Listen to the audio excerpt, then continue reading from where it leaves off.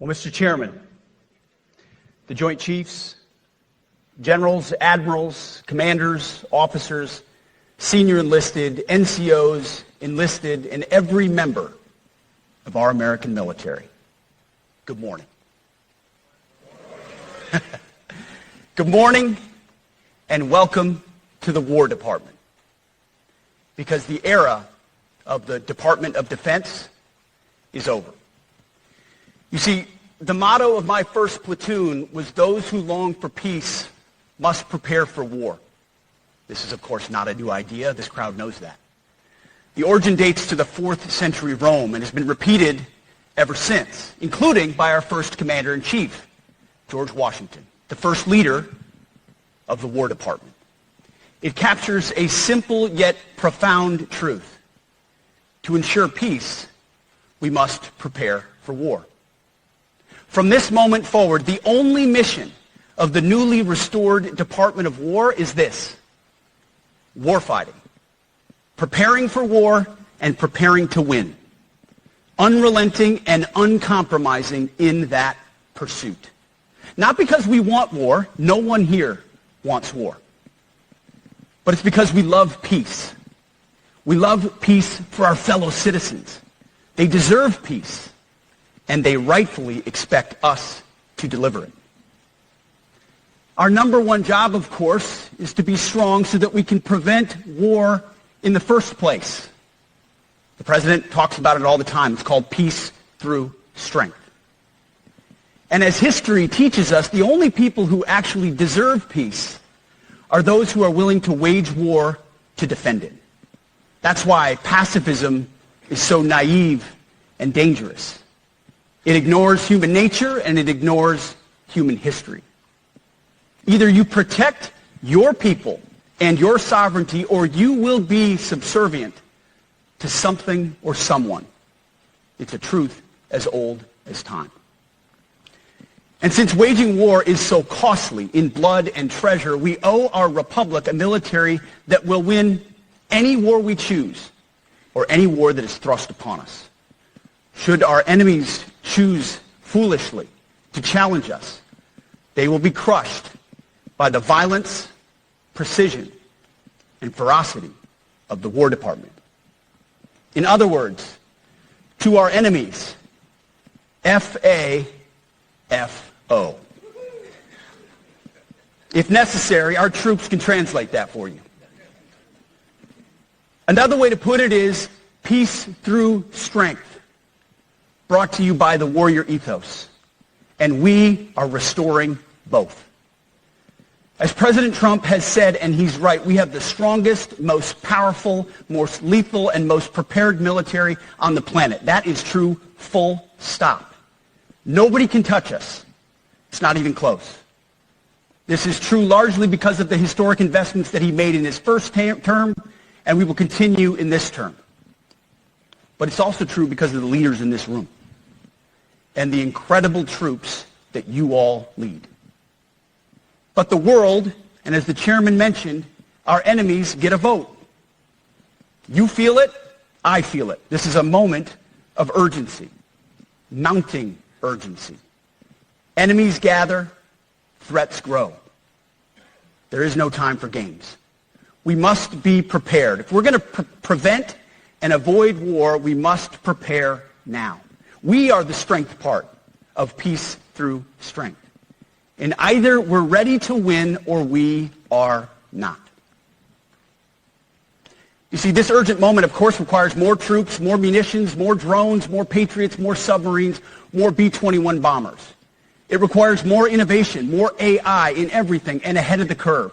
More cyber effects, more counter-UAS, more space, more speed. America is the strongest, but we need to get stronger and quickly. The time is now, and the cause is urgent. The moment requires restoring and refocusing our defense industrial base, our shipbuilding industry, and onshoring all critical components. It requires, as President Trump has done, getting our allies and partners to step up and share the burden. America cannot do everything.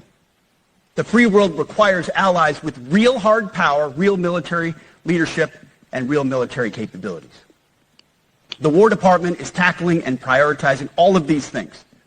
And I'll be giving a speech next month that will showcase the speed, innovation, and generational acquisition reforms we are undertaking urgently. Likewise, the nature of the threats we face in our hemisphere and in deterring China is another speech for another day, coming soon. This speech today, as I drink my coffee,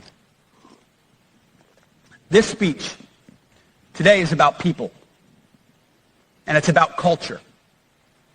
The topic today is about the nature of ourselves.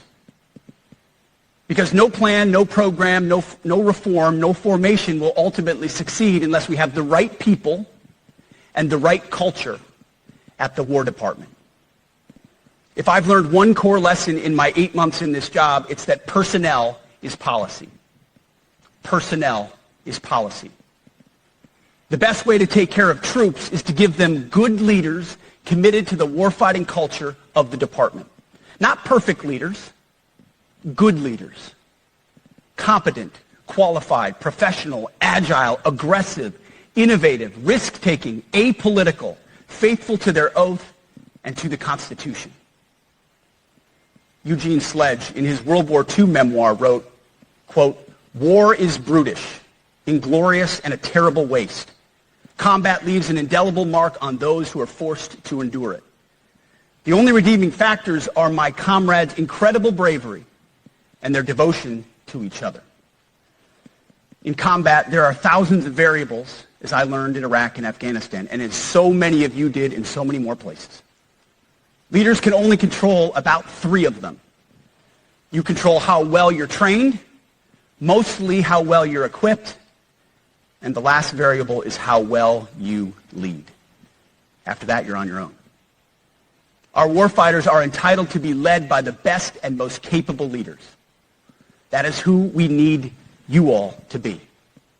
Even then, in combat, even if you do everything right, you may still lose people because the enemy always gets a vote. We have a sacred duty to ensure that our warriors are led by the most capable and qualified combat leaders. This is one thing you and I can control. And we owe it to the force to deliver it. For too long, we have simply not done that. The military has been forced by foolish and reckless politicians to focus on the wrong things. In many ways, this speech is about fixing decades of decay. Some of it obvious, some of it hidden. Or as the chairman has put it, we are clearing out the debris, removing the distractions, clearing the way for leaders to be leaders. You might say we're ending the war on warriors. I heard someone wrote a book about that. For too long, we've promoted too many uniformed leaders for the wrong reasons, based on their race, based on gender quotas, based on historic so-called firsts. We've pretended that combat arms and non-combat arms are the same thing. We've weeded out so-called toxic leaders under the guise of double-blind psychology assessments, promoting risk-averse, go-along-to-get-along conformists instead. You name it, the department did it. Foolish and reckless political leaders set the wrong compass heading, and we lost our way. We became the woke department, but not anymore.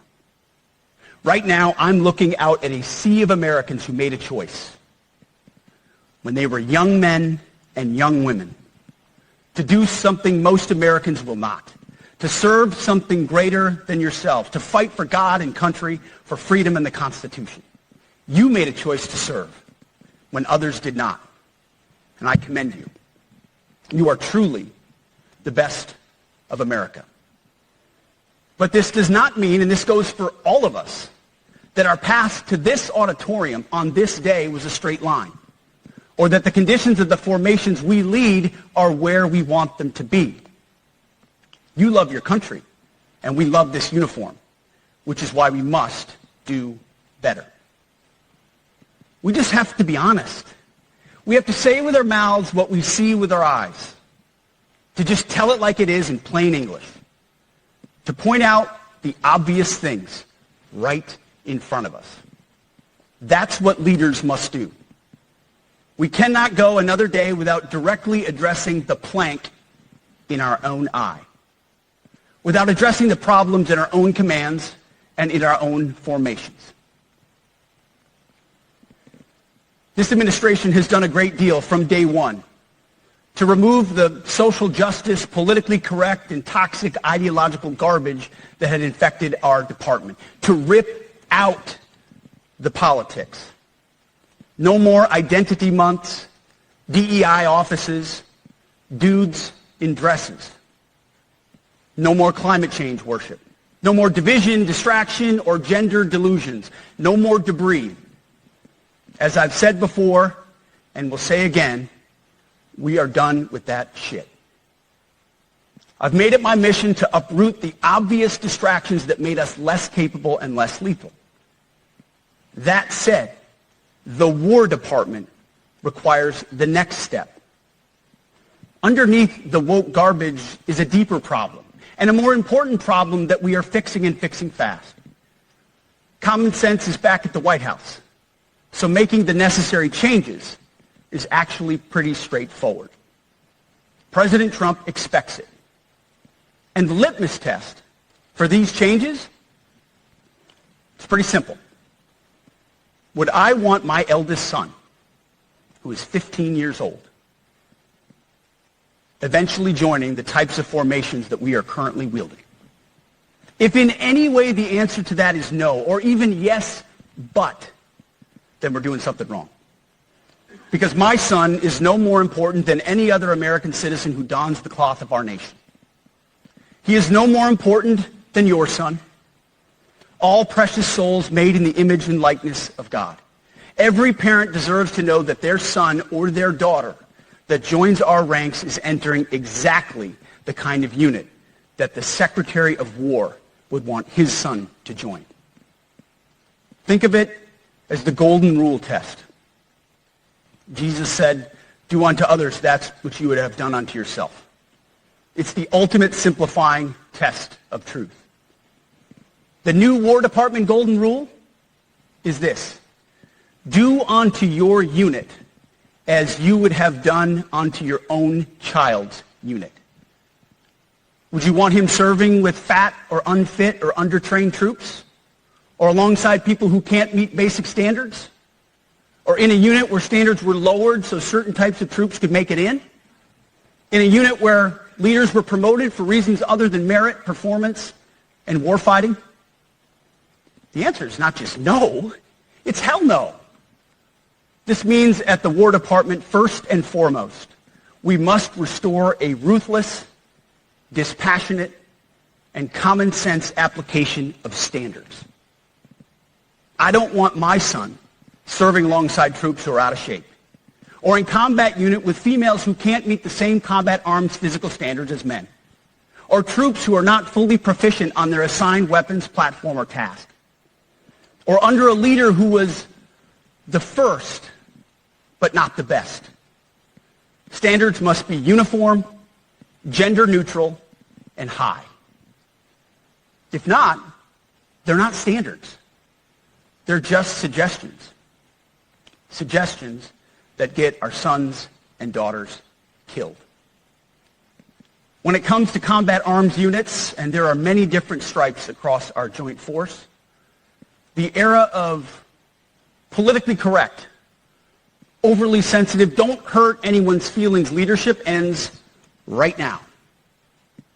At every level, either you can meet the standard, either you can do the job, either you are disciplined, fit, and trained, or you are out.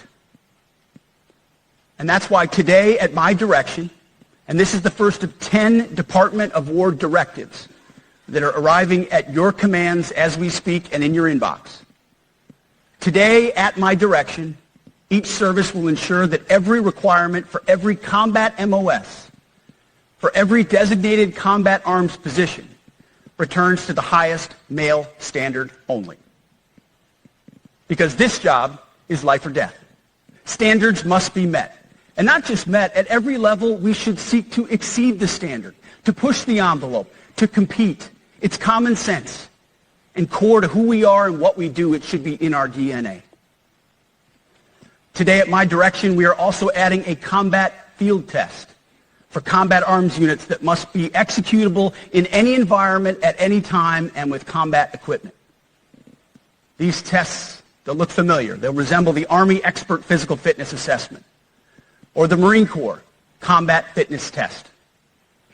I'm also directing that warfighters in combat jobs execute their service fitness test at a gender-neutral, age-normed male standard scored above 70%.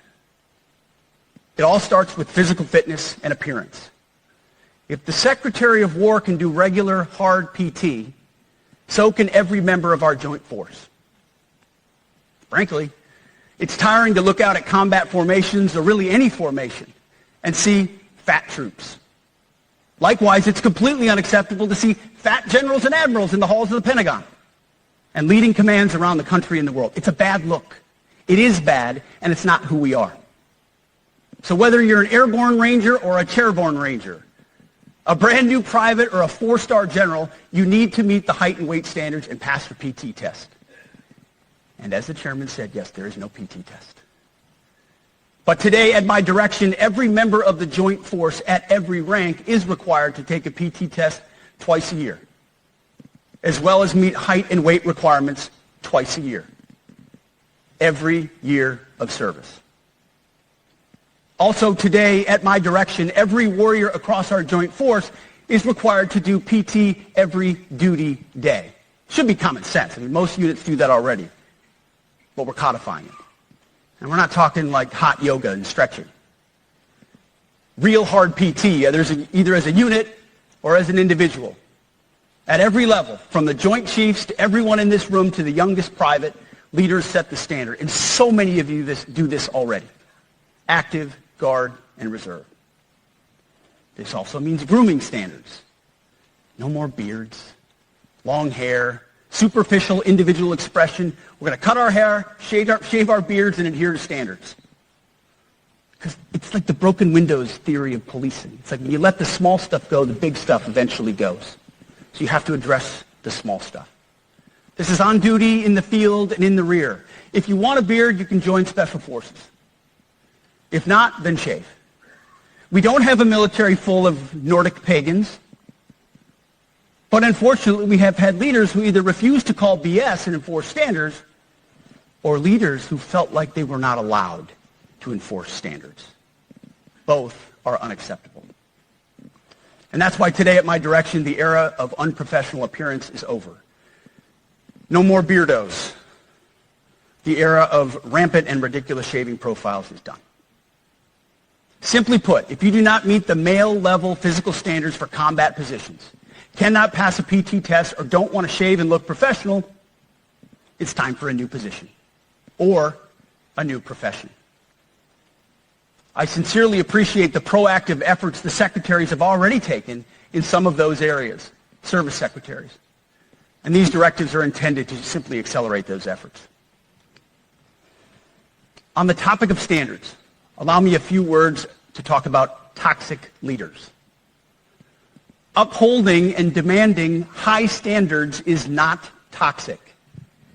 Enforcing high standards, not toxic leadership. Leading warfighters toward the goals of high, gender-neutral, and uncompromising standards in order to forge a cohesive, formidable, and lethal Department of War is not toxic. It is our duty, consistent with our constitutional oath. Real toxic leadership is endangering subordinates with low standards. Real toxic leadership is promoting people based on immutable characteristics or quotas instead of based on merit. Real toxic leadership is promoting destructive ideologies that are an anathema to the Constitution and the laws of nature and nature's God, as Thomas Jefferson wrote in the Declaration of Independence. The definition of toxic has been turned upside down, and we're correcting that.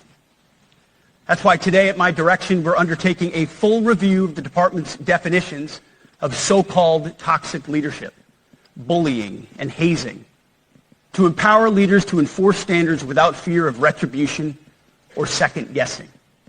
Of course, you can't do like nasty bullying and hazing. We're talking about words like bullying and hazing and toxic. They've been weaponized and bastardized inside our formations, undercutting commanders and NCOs.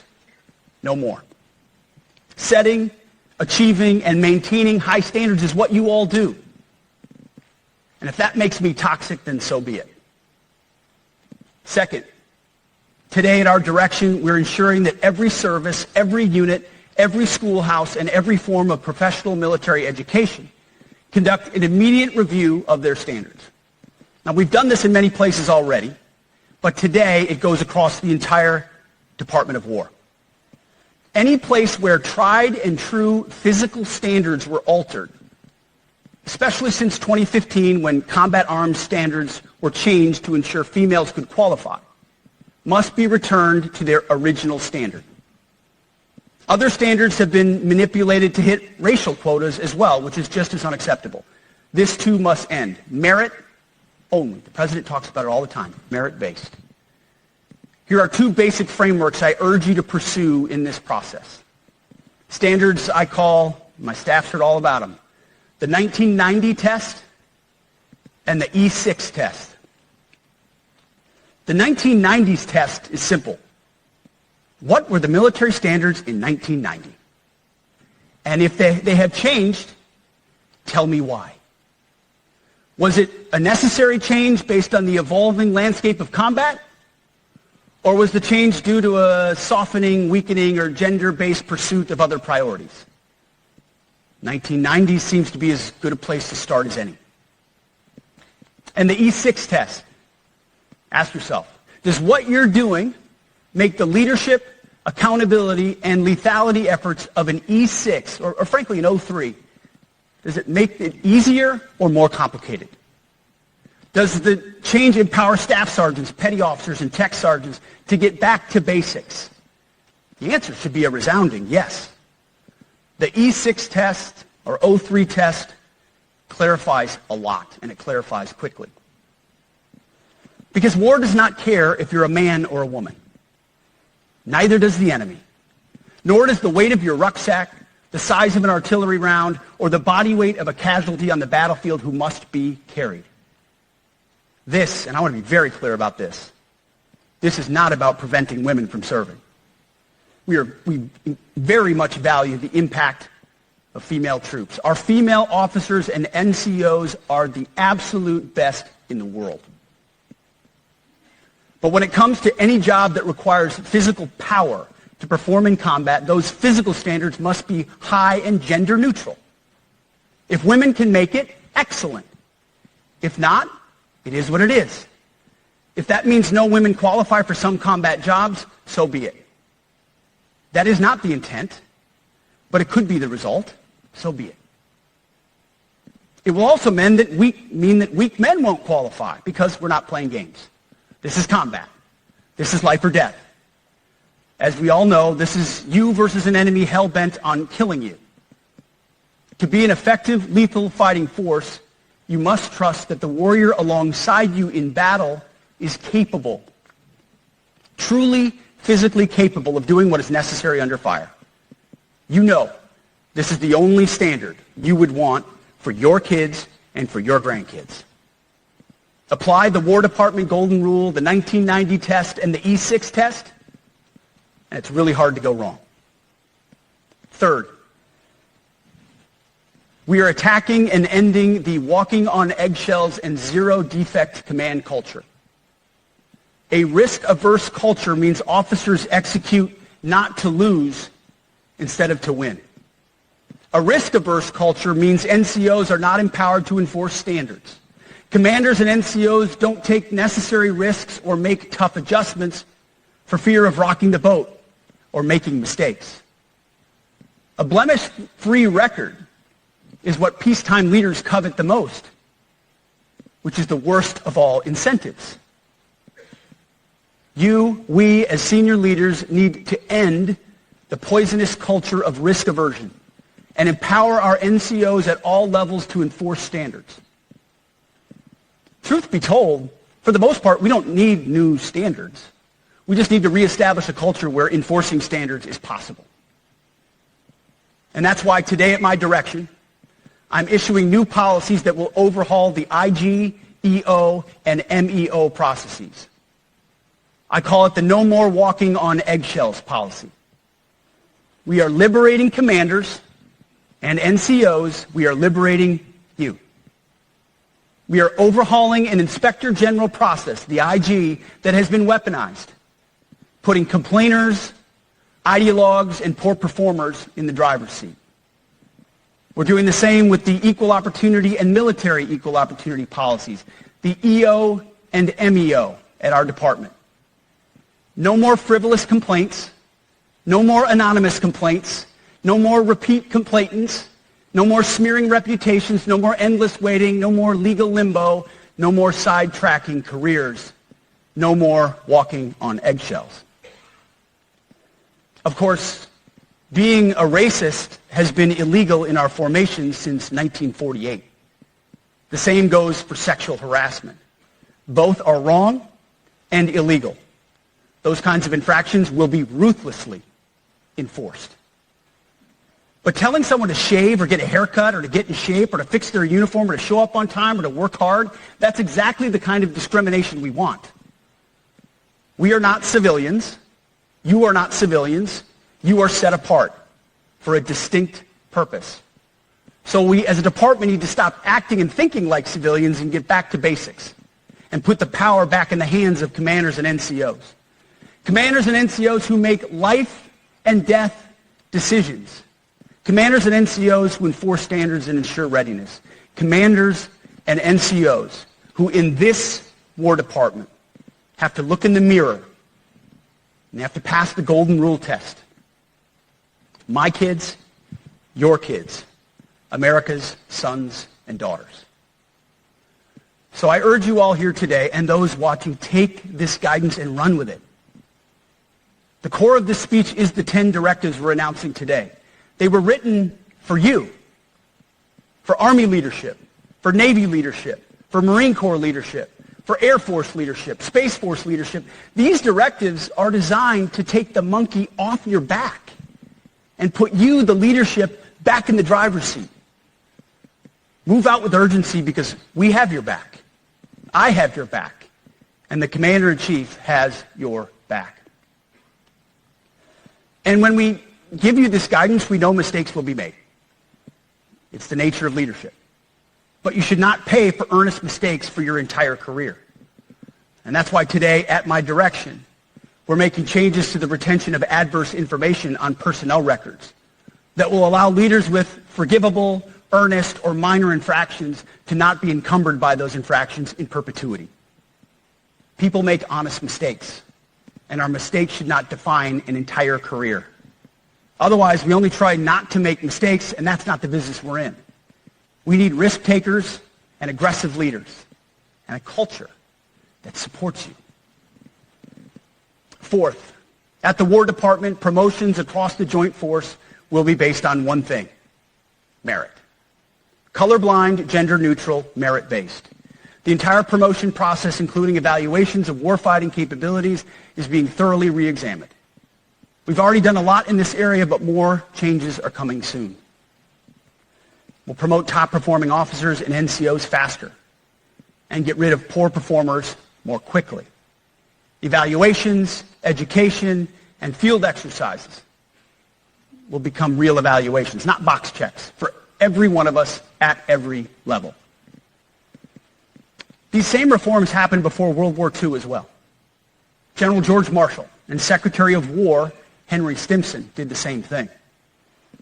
And we won a world war because of it. As it happens, when he started the job, Chairman Kane gave me a frame and a photo to hang in my office. A matching frame and photo hangs in his. It's a photo of Marshall and Stimson preparing for World War II. Those two leaders famously kept the door open between their offices for the entirety of the war. They worked together, civilian and uniform, every single day. Chairman Kane and I do the same. There is no daylight between us. Our doors are always open. Our job together is to ensure our military is led by the very best, ready to answer the nation's call. Fifth, as you have seen, and the media has obsessed over, I have fired a number of senior officers since taking over. The previous chairman, other members of the Joint Chiefs, combatant commanders, and other commanders. The rationale for me has been straightforward. It's nearly impossible to change a culture with the same people who helped create or even benefited from that culture, even if that culture was created by a previous president and previous secretary. My approach has been simple. When in doubt, assess the situation, follow your gut, and if it's the best for the military, make a change. We all serve at the pleasure of the president every single day. But in many ways, it's not their fault. It's not your fault. As foolish and reckless as the woke department was, those officers were following elected political leadership. An entire generation of generals and admirals were told that they must parrot the insane fallacy that, quote, our diversity is our strength. Of course, we know our unity is our strength. They had to put out dizzying DEI and LGBTQI plus statements. They were told females and males are the same thing, or that males who think they're females totally normal. They were told that we need a green fleet and electric tanks. They were told to kick out Americans who refuse an emergency vaccine. They followed civilian policies set by foolish and reckless political leaders. Our job, my job, has been to determine which leaders simply did what they must to answer the prerogatives of civilian leadership, and which leaders are truly invested in the woke department, and therefore incapable of embracing the War Department and executing new lawful orders. That's it. It's that simple. So for the past 8 months, we've gotten a good look under the hood of our officer corps. We've done our best to thoroughly assess the human terrain. We've had to make trade-offs and some difficult decisions. It's more of an art than a science. We have been and will continue to be judicious, but also expeditious. The new compass heading is clear. Out with the Shirellis, the Mackenzies, and the Millies, and in with the Stockdales, the Schwarzkopfs, and the Pattons. More leadership changes will be made, of that I'm certain. Not because we want to, but because we must. Once again, this is life and death. The sooner we have the right people, the sooner we can advance the right policies. Personnel is policy. But I look out at this group, and I see great Americans.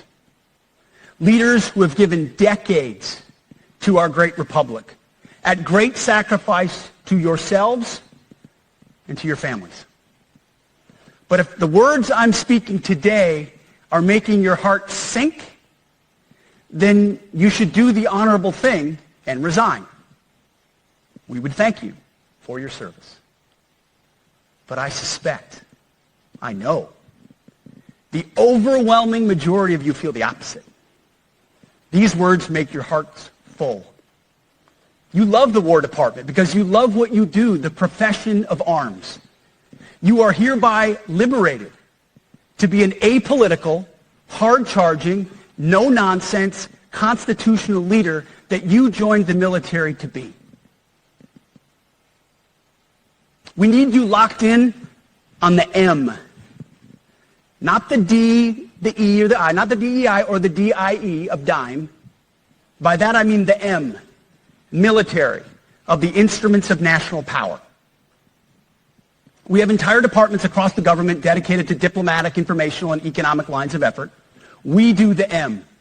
Nobody else does. And our GOFOs need to master it in every domain and every scenario. No more distractions, no more political ideologies, no more debris. Now, of course, we're going to disagree at times. We would not be Americans if we didn't. Being a leader in a large organization like ours means having frank conversations and differences of opinion. You will win some arguments, and you will lose some arguments. But when civilian leaders issue lawful orders, we execute. We are professionals in the profession of arms. Our entire constitutional system is predicated upon this understanding. Now, it seems like a small thing, but it's not. This includes as well the behavior of our troops online. To that end, I want to thank and recognize the services for their new proactive social media policies. Use them. Anonymous, online, or keyboard complaining is not worthy of a warrior. It's cowardice masquerading as conscience. Anonymous, unit-level social media pages that trash commanders, demoralize troops, and undermine unit cohesion must not be tolerated. Again, O3s, E6s. Sixth, we must train and we must maintain. Any moment that we are not training on our mission or maintaining our equipment is a moment we are less prepared for preventing or winning the next war. That is why today, at my direction, we are drastically reducing the ridiculous amount of mandatory training that individuals and units must execute. We've already ended the most egregious. Now we're giving you back real time. Less PowerPoint briefings and fewer online courses, more time in the motor pool, and more time on the range. Our job is to make sure you have the money, equipment, weapons, and parts to train and maintain, and then you take it from there. You all know this because it's common sense. The tougher and the higher the standards in our units, the higher the retention rates in those units. Warriors want to be challenged. Troops want to be tested. When you don't train and you don't maintain, you demoralize. And that's when our best people decide to take their talents to the civilian world. The leaders who created the woke department have already driven out too many hard chargers. We reverse that trend right now. There is no world in which high-intensity war exists without pain, agony, and human tragedy. We are in a dangerous line of work. You are in a dangerous line of work. We may lose good people. But let no warrior cry out from the grave, if only I had been properly trained. We will not lose warfighters because we fail to train or equip them or resource them. Shame on us if we do. Train like your warriors' lives depend on it, because they do. To that point, basic training is being restored to what it should be. Scary, tough, and disciplined. We're empowering drill sergeants to instill healthy fear in new recruits, ensuring that future warfighters are forged. Yes, they can shark attack, they can toss bunks, they can swear, and yes, they can put their hands on recruits. This does not mean they can be reckless or violate the law, but they can use tried and true methods to motivate new recruits, to make them the warriors they need to be. Back to basics at basic as well. Of course, and you know this, basic training is not where mission readiness should end. The nature of the evolving threat environment demands that everyone, in every job, must be ready to join the fight if needed. A core credo of the Marine Corps is every Marine a rifleman. It means that everyone, regardless of MOS, is proficient enough to engage an enemy threat at sea, in the air, or in a so-called rear area. We need to ensure that every member of our uniformed military maintains baseline proficiency in basic combat skills, especially because the next war, like the last, will likely not have a rear area. Finally, as President Trump rightly pointed out when he changed the department name, the United States has not won a major theater war since the name was changed to the Department of Defense in 1947. One conflict stands out in stark contrast: the Gulf War. Why? Well, there's a number of reasons, but it was a limited mission with overwhelming force and a clear end state. But why did we execute and win the Gulf War the way we did in 1991? There's two overwhelming reasons. One was President Ronald Reagan's military buildup gave an overwhelming advantage. And two, military and Pentagon leadership had previous formative battlefield experiences. The men who led this department during the Gulf War were mostly combat veterans of the Vietnam War. They said never again to mission creep or nebulous end states. The same holds true today. Our civilian and military leadership is chock full of veterans from Iraq and Afghanistan who say never again to nation building and nebulous end states. This clear-eyed view, all the way in the White House, combined with President Trump's military buildup, postures us for future victories if, and we will, and when we embrace the War Department. And we must. We are preparing every day. We have to be prepared for war, not for defense. We're training warriors, not defenders. We fight wars to win, not to defend. Defense is something you do all the time. It's inherently reactionary and can lead to overuse, overreach, and mission creep. War is something you do sparingly, on our own terms, and with clear aims. We fight to win. We unleash overwhelming and punishing violence on the enemy. We also don't fight with stupid rules of engagement. We untie the hands of our warfighters to intimidate, demoralize, hunt, and kill the enemies of our country. No more politically correct and overbearing rules of engagement. Just common sense, maximum lethality, and authority for warfighters. That's all I ever wanted as a platoon leader. And it's all my E6 squad leaders ever wanted, back to that E6 rule. We let our leaders fight their formations, and then we have their back. It's very simple, yet incredibly powerful. A few months ago, I was at the White House when President Trump announced his Liberation Day for America's trade policy. It was a landmark day. Well, today is another Liberation Day. The liberation of America's warriors, in name, in deed, and in authorities. You kill people and break things for a living.